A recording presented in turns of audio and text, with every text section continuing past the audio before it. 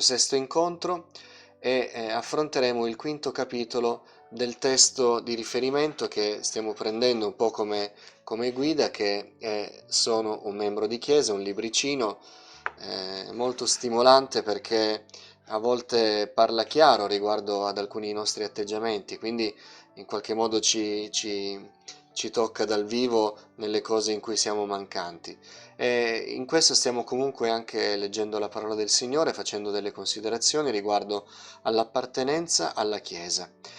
Abbiamo specificato che esiste la Chiesa universale, ma c'è la Chiesa locale come mezzo di espressione della vita dei credenti. Quindi per noi parlare di Chiesa significa parlare della Chiesa locale. E noi vogliamo essere membri della Chiesa locale, quindi non soltanto spettatori, persone che hanno la loro vita e di tanto in tanto partecipano delle riunioni pubbliche, ma noi vogliamo sentirci parte di un corpo che ha la sua parte nelle riunioni sicuramente, ma anche in tutte le attività che vengono svolte. Questa sera il soggetto è guiderò i miei familiari affinché siano buoni membri di chiesa, e in qualche modo parliamo di influenza che noi possiamo avere sulle persone che amiamo e che vivono con noi. Inizia il nostro testo con una testimonianza, anche in questo capitolo l'introduzione è fatta con una storia che è tratta dalla vita dell'autore. Questa storia parla di Bob, un fratello della chiesa che frequentava l'autore del libro, e dice così: Bob morì qualche anno fa, ma il suo comportamento lasciò un segno indelebile a molti, ma soprattutto a me. Quest'uomo silenzioso e relativamente sconosciuto cambiò il mondo. Bob sembrava essere sempre in chiesa. Mi rendo conto che alcune persone facciano delle comparsate in chiesa per obbligo o per evitare i sensi di colpa. Alcune appaiono soltanto perché ci tengono a farsi notare. Bob però non era così. Era sempre lì, allegro, disponibile a servire, sempre gentile. Era evidente che amasse servire la chiesa. Lo stesso si poteva dire di sua moglie e dei suoi 2 figli. Anche loro sembravano amare la comunità e si rallegravano di poterla servire. Tutta la sua famiglia era, come dire, diversa, tuttavia diversa nel senso buono. Io ero un giovane uomo d'affari, di circa 20 anni. Da 3 anni ero sposato e da poco ero diventato papà. La paternità mi era caduta addosso come una tonnellata di mattoni. Volevo essere un buon marito e un buon padre, e questo voleva dire partecipare alla Chiesa veramente. In quel momento non me ne rendevo conto, ma Bob mi stava tenendo d'occhio. Era preoccupato per me. Gli piaceva il mio entusiasmo giovanile, ma era consapevole di cosa sarebbe accaduto. Più io partecipavo, più vedevo le imperfezioni della Chiesa, il pastore, il modo di fare il culto un po' ingessato, gli altri membri. Bob conosceva bene quel processo. Lo aveva visto molte volte. Primo passo, entusiasmarsi per la Chiesa. Secondo passo, partecipare più attivamente. Terzo passo, scoprire le imperfezioni della comunità. Quarto passo, farsi prendere dallo sconforto. Quinto passo, abbandonare la Chiesa. Bob mi prese sotto le sue ali. Quando cominciavo a irritarmi, sentirmi frustrato o sconfortato per qualcosa che era successo, lui veniva a parlarmi. Mi spiegava che nessuna comunità era perfetta, nessun pastore, nessun membro della Chiesa. Infine mi ricordava dolcemente che anch'io ero ben lontano dalla perfezione. Mi spiegò che il nostro compito era scoprire la gioia nel servire la Chiesa e chi ne faceva parte. Essere membro di Chiesa non significava vedere che cosa si poteva ottenere da essa, ma cosa si poteva fare e come ci si doveva comportare per contribuire al suo bene. Eravamo parte di essa per servire e prenderci cura degli altri. Bob mi mostrò che non avremmo mai raggiunto la perfezione di Cristo, ma che potevamo provare ad assomigliargli. Mi ricordò che Gesù morì sulla croce per salvare quelli che si ribellarono contro di lui. Pertanto dovevamo essere capaci di amare in modo corretto proprio chi ci sembrava impossibile da amare, anche nella nostra Chiesa. Grazie al suo paziente insegnamento, imparai ad amare la mia comunità. Imparai ad amare la gente a prescindere dalle loro imperfezioni.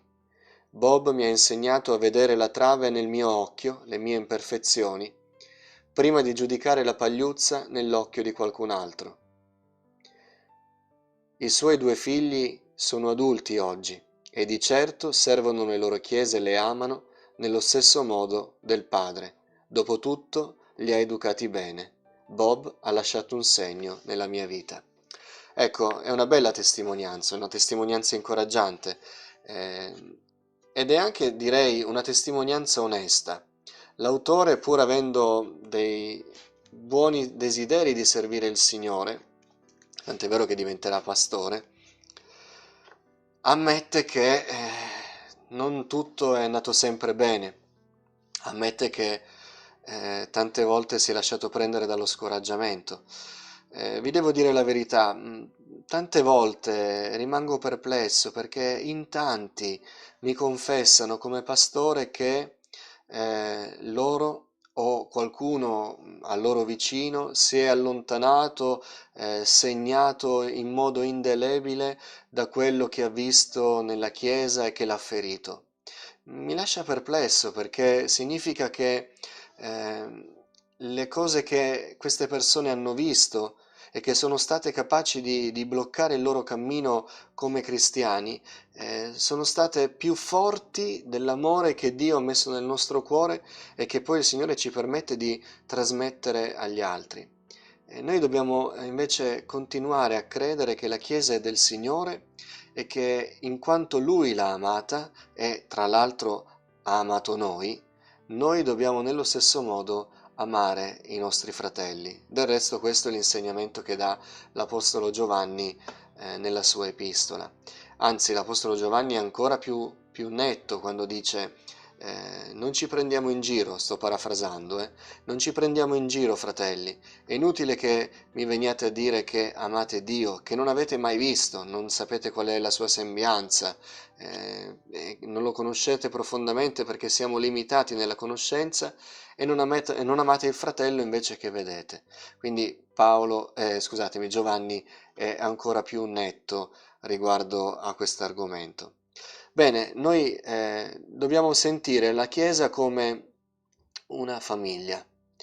Il nostro studio inizia a fare delle considerazioni sulla Chiesa e sulla famiglia, sul rapporto tra la Chiesa e la famiglia, sul fatto che la famiglia sia una figura della Chiesa, sul fatto che la Chiesa stessa sia una famiglia e eh, una famiglia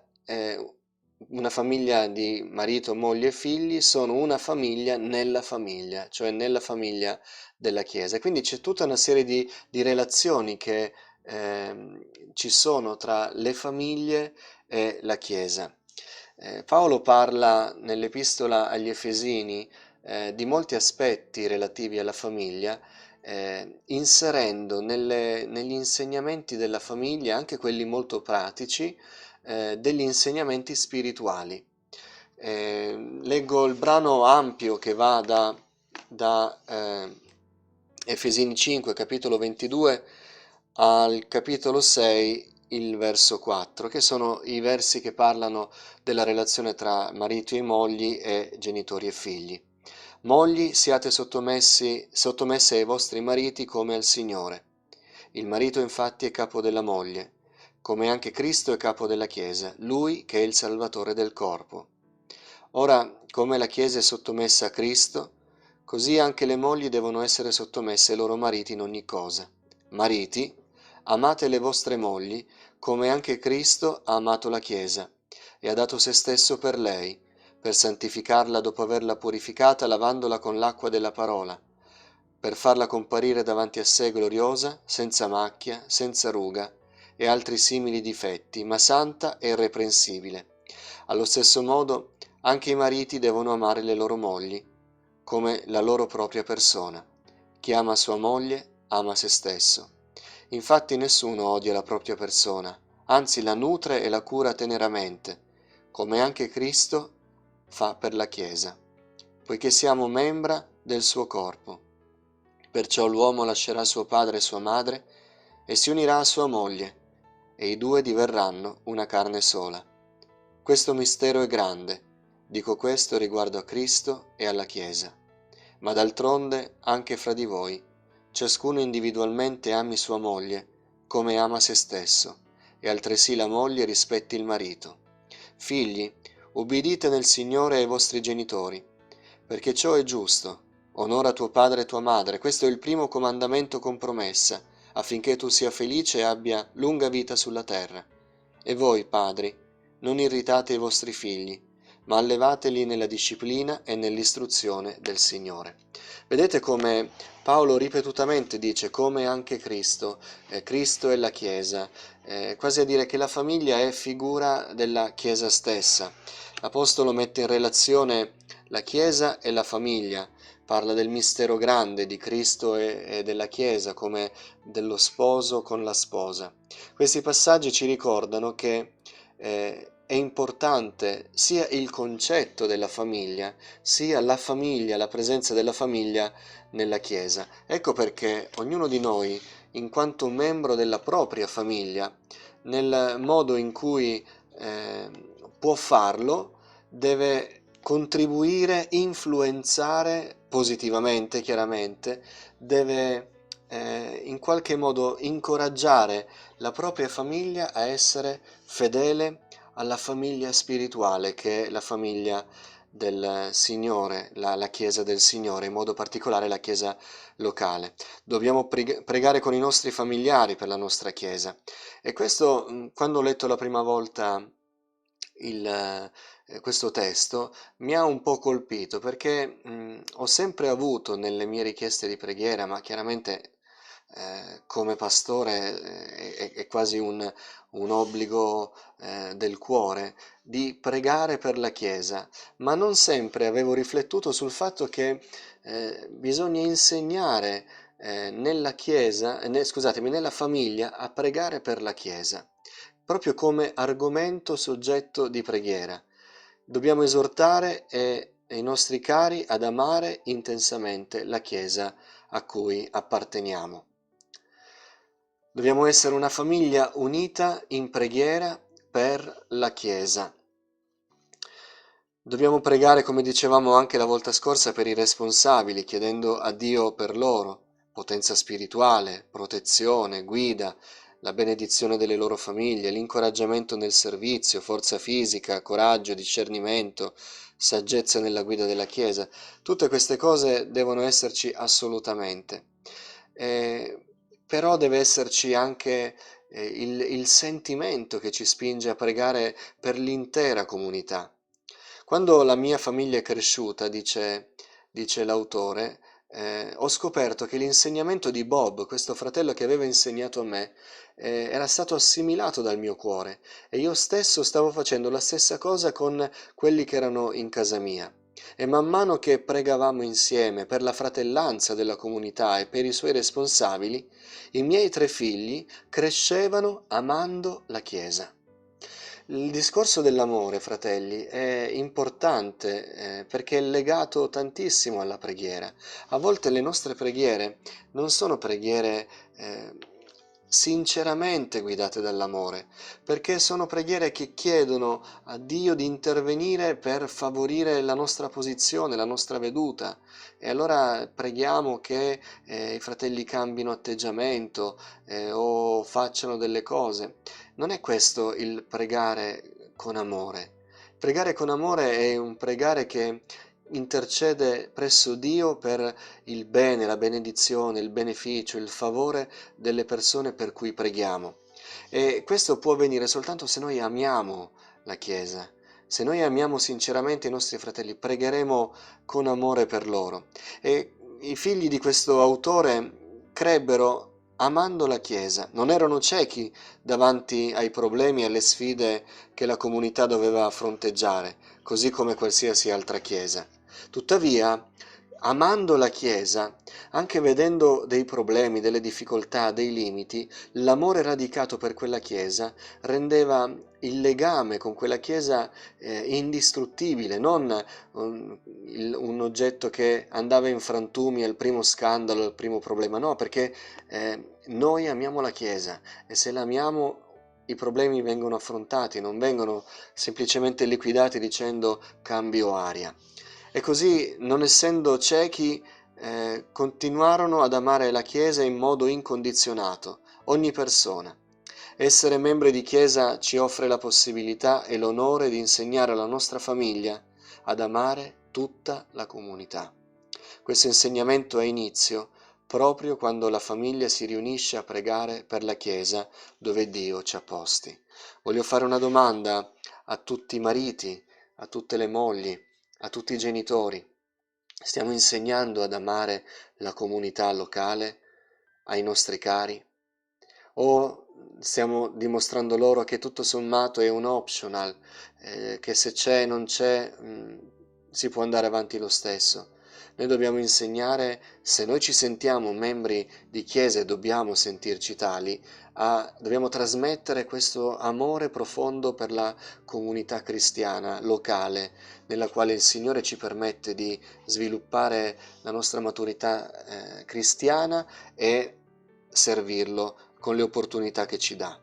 Quindi una famiglia unita in preghiera per la Chiesa. Una famiglia unita per adorare nella Chiesa. Come membri di Chiesa siamo responsabili sì di incoraggiare i nostri familiari a pregare per la Chiesa, ma siamo anche responsabili di guidare la nostra famiglia a frequentare la Chiesa, ad adorare insieme al resto dei credenti. Mi spaventa un po' l'idea che ho già condiviso con voi, di credere che si può essere membri della Chiesa del Signore, e qui parlo davvero in senso anche universale, essendo isolati, vivendo una vita a sé. Non è così, c'è un corpo di Cristo locale al quale il Signore vuole che noi ci uniamo. E quindi noi dobbiamo incoraggiare, guidare la nostra famiglia nei modi in cui possiamo, se siamo il capofamiglia, se siamo genitori o se siamo figli credenti, con la nostra buona volontà, con il nostro desiderio, incoraggiare a frequentare la Chiesa, ad adorare e partecipare attivamente alla vita della Chiesa, anche ai culti, alle preghiere, alle testimonianze. Ora io so che un fratello di Arona che ci ascolta in questo momento sente molto forte questo principio che è biblico ed è assolutamente da promuovere. Noi dobbiamo avere una parte attiva nei nostri culti. Una delle mie preghiere come pastore in queste settimane così singolari è che al nostro ritorno nella casa del Signore tutti insieme come assemblea, ognuno di noi possa comprendere che il culto non è uno spettacolo nel quale chi è seduto nelle panche assiste, ma ognuno di noi deve sentire il peso di fare la propria parte, di dare il proprio contributo attivo, con una preghiera, con una testimonianza, facendo anche a gara per chi lo vuole fare prima, in modo che ognuno sappia che il culto è partecipato e che ognuno di noi è un protagonista nel culto, ha una parte attiva in questa attività, in questo servizio. Se sono sposato, cercherò di coinvolgere mia moglie. Se sono padre, desidero coinvolgere i miei figli. I miei cari devono vedere che amo la mia comunità e che faccio tutto il necessario per il suo bene. Anzi, esattamente come tra genitori, noi non dovremmo mai mostrare i difetti di un genitore davanti ai figli. Nello stesso modo, noi non dovremmo mai mostrare risentimento, cattivi sentimenti nei confronti dei nostri fratelli, perché noi influenziamo influenziamo quelli che ci ascoltano, quelli che ci vedono. Pertanto noi vogliamo in ogni cosa contribuire perché la famiglia sia sempre spinta ad andare nella casa del Signore, ad amare i fratelli e con i fratelli amare e adorare il Signore. Ci sono dei membri di chiesa che sono single, beh, allora uno potrebbe dire io che sono single che cosa faccio? Beh, se non abbiamo familiari con cui possiamo andare in chiesa per adorare il Signore, però sappiamo, come dicevo prima, che le persone ci vedono. E noi possiamo essere come il Bob della testimonianza letta poco fa. Noi possiamo essere quelle persone che sono sempre un esempio di maturità, di capacità di vedere il Signore prima delle altre cose. Noi possiamo influenzare meravigliosamente chi ci incontra ad amare la Chiesa e a servirla, anche se siamo single. Ora, ci sono situazioni un po' più, un po' più complicate, come quando per esempio ci sono dei membri della famiglia che non sono credenti, quindi non si può frequentare insieme la chiesa locale, mogli con i mariti non convertiti, mariti con le mogli non convertite, e così via. Beh, in questo caso la testimonianza domestica, la testimonianza casalinga, diciamo così, è fondamentale in vari aspetti. Il primo, la nostra testimonianza come buoni cristiani, fedeli, che crescono nelle vie del Signore, che assomigliano a Cristo. Beh, questo spingerà i non credenti ad essere attirati loro stessi dall'opera di Cristo. Pietro dice nella prima epistola, al capitolo 3, se ve ne sono anche di coniugi che non ubbidiscono alla parola, siano guadagnati senza parola dalla condotta, Pietro fa il caso delle mogli credenti, delle loro mogli, quando avranno considerato la vostra condotta casta e rispettosa.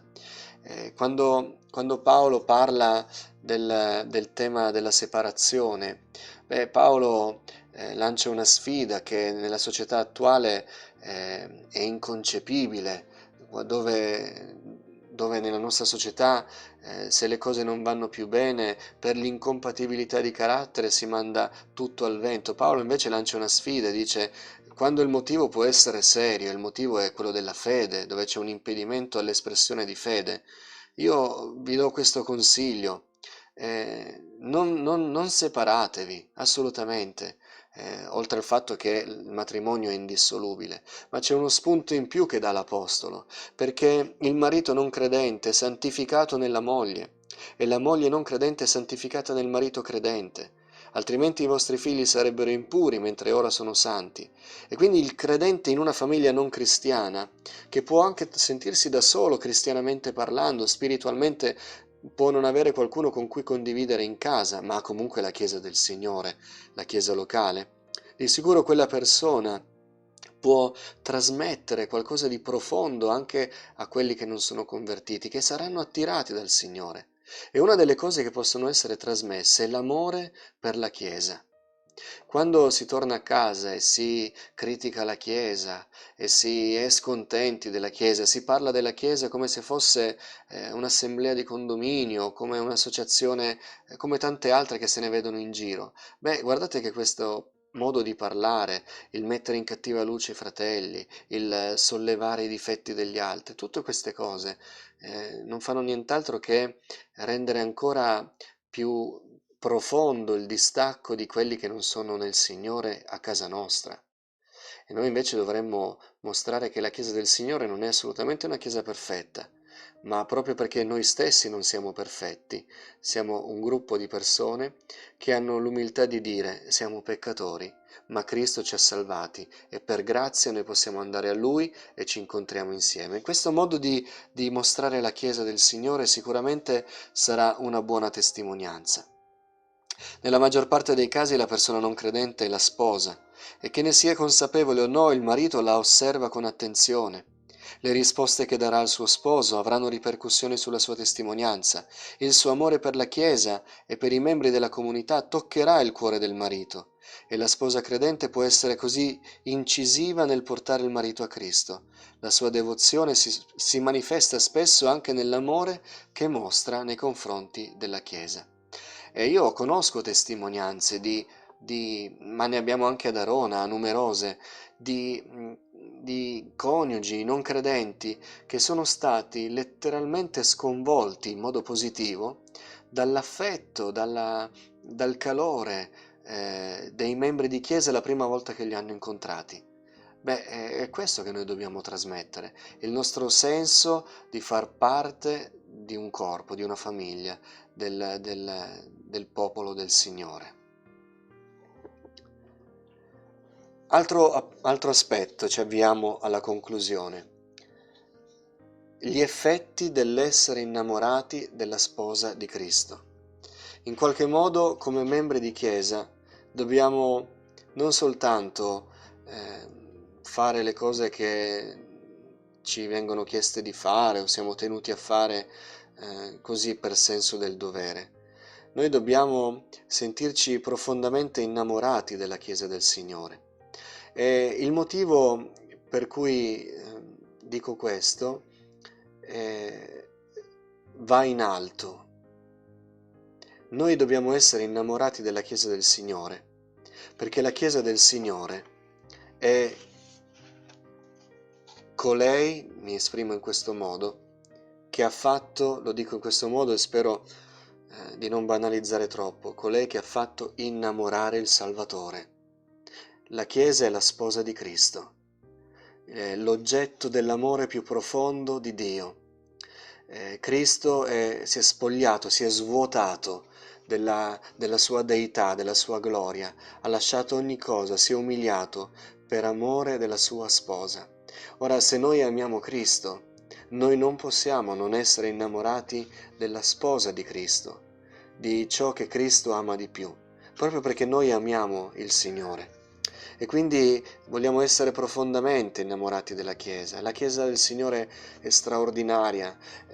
Se noi ci addentriamo bene potremmo iniziare a fare l'elenco dei difetti e non finiremmo mai. Eppure vi faccio notare che questa Chiesa, che è sempre stata piena di difetti, che ha sempre subito attacchi dall'esterno e dall'interno, che è caduta, che è crollata, che ha fallito, che ha deluso, questa Chiesa da 2000 anni a questa parte continua ad andare avanti, incrollabile, perché appartiene al Signore. E noi non possiamo non amare coloro che Cristo ha amato, perché significherebbe non essere in sintonia con colui che ci sta tanto amando. E deve essere un amore senza condizione, che abbiamo già detto, quindi non sto banalizzando, non sto facendo facili cose difficili.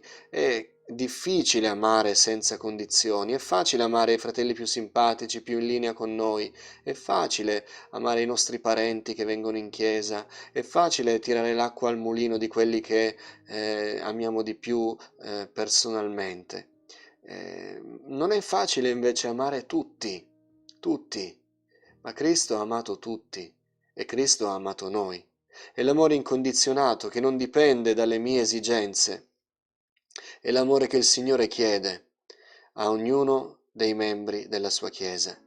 E il mio amore per la Chiesa aumenterà, anche quando poi non sarò d'accordo con qualcosa o avrò a che fare con persone sgradevoli.